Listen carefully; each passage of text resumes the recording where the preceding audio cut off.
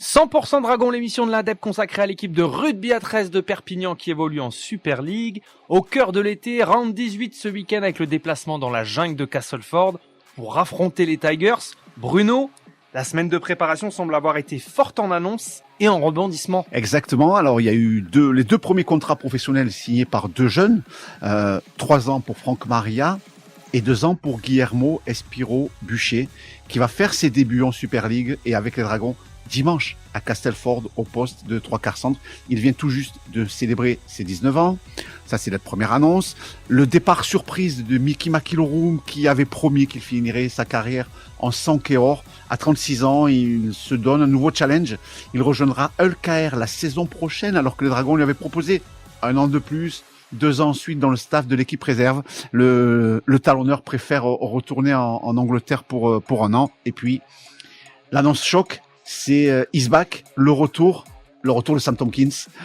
Il a raccroché les crampons et plutôt d'une très belle manière à l'issue de la finale, même si elle a été perdue à Old Trafford, mais on se souvient avec quel talent et quelle classe il a envoyé les Dragons en finale de la Super League. C'était le temps de la retraite et puis finalement, il a décidé d'en sortir ce vendredi 19 juillet, Sam Tomkins de sa retraite. Voilà, l'international anglais, toujours près du staff, hein. Il assistait à tous les matchs, aux entraînements, il était sur le bord, en conseiller un petit peu de luxe de Steve McNamara, employé par Sky Sport. Il était consultant sur tous les matchs importants sur la chaîne anglaise. Et bien là, il a décidé de rechausser les crampons. Il s'est entraîné cette semaine. Il a participé à la séance d'opposition ce vendredi matin du côté de Gilbert Brutus. Il ne jouera pas à Castleford, mais Sam Tomkins sera sur le terrain samedi prochain à Brutus pour la venue de LFC. Bien entendu que cette annonce a fait l'effet d'une bombe vendredi soir en Angleterre et nul doute que samedi prochain, des gens viendront spécialement et juste pour voir Sam Tomkins faire son grand retour avec les Drags.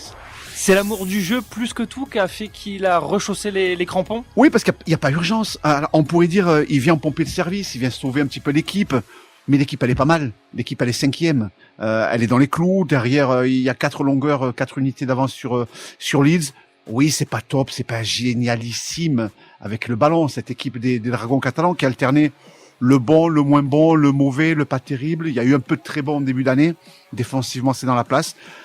Alors peut-être qu'il va activer déjà sa présence, va peut-être pousser un petit peu plus certains cadres dans le jeu de la concurrence. Mais je pense que la présence de Tomkins dans un groupe, c'est son leadership. C'est peut-être ce qui manque. Benjamin Garcia, Julien Bousquet sont un peu seuls dans ce rôle-là, dans ce registre-là. Arthur Mourgue est trop jeune, d'autres sont trop effacés. Et on s'aperçoit que sur le terrain, dans les 17, quand tout le monde est en tribune, il y a besoin d'un garçon de ce tempérament-là, ce compétiteur, ce gagneur, ce leadership qui sait parler aux arbitres, qui sait faire déjouer les adversaires, les haranguer, voilà. Cette équipe, elle a clairement besoin de ça. Ça peut être un atout, notamment sur les secondes périodes qui sont un peu difficiles pour les Dragons. Oui, complètement. Et voilà, on le sait, on l'a répété, il reste 10 matchs. Celui de Castleford, il en restera 9 en suivant. Et je pense qu'il vaut mieux avoir Sam Tomkins avec qu'en face. Alors, mis à part Tomkins, en termes de groupe pour les Dragons, est-ce que tu peux nous dire quelles seront les forces en présence? Alors, il y a deux retours importants. L'ailier Tom Johnston, le meilleur marqueur d'essai de l'équipe. Et puis la présence, le retour aussi à la charnière de Jordan Abdul. 2 garçons revenus blessés de LKR. Ils sont de retour. Bailey Sironen et Folia ont joué contre Salford. Ils font le chemin inverse. Ils rejoignent Mike McMicken à l'infirmerie et Tanguy Zenon. Et puis, ce seront les premiers pas de Guillermo Espiro Bûcher, pur produit catalan, formé de ses 6 ans à 17 ans au 13 catalan. Il est arrivé à 1 an à Oppoul. Donc voilà, c'est un Catalan pur souche, 3/4 centre qui va faire ses grands débuts. Alors c'est pas le terrain idéal de jouer du côté de Castleford, comme vous l'avez dit, c'est une véritable jungle. Mais voilà, il a été élu homme du match lors du France-Angleterre U19, où l'équipe de France a gagné en Angleterre. C'était pas arrivé depuis des années.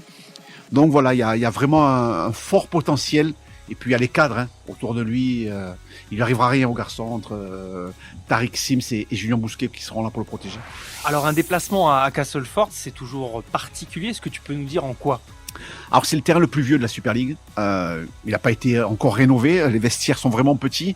D'ailleurs, tout ce qui est soins d'avant-match, tout ce qui est strapping, tous ces straps, toutes ces manipulations qu'il peut y avoir sur les épaules, sur les articulations, chevilles, doigts, poignets, genoux.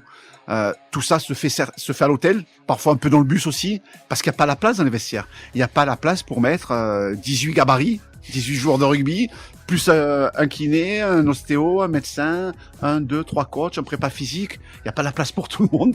Donc les straps se font avant. Ils essaient d'y rester le minimum de temps dans ces très vieux vestiaires. Il n'y a pas une douche pour tout le monde aussi. Les toilettes en commun avec les arbitres. Enfin voilà, c'est particulier.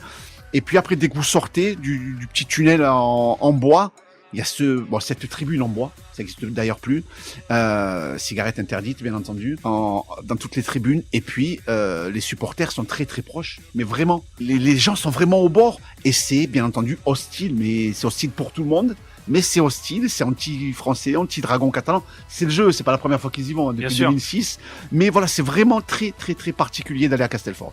Donc il y aura une belle ambiance, je suppose, pour ce match qui aura lieu dimanche après-midi, c'est ça ? Carrément, c'était prévu vendredi, ça a été décalé à samedi finalement, dimanche 16h.